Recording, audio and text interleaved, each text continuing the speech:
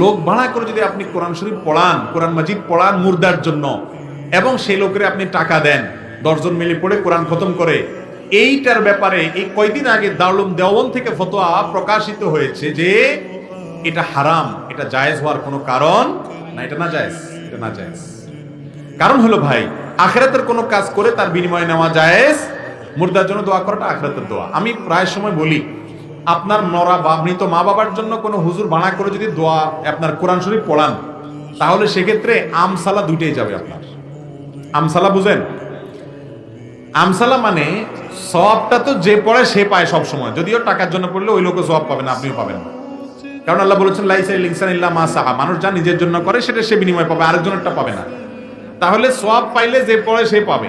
আপনি পয়সাও দিলেন, তাহলে আপনার পয়সাও গেল, সওয়াবও পেলেন, নামও গেল, সালাও গেল।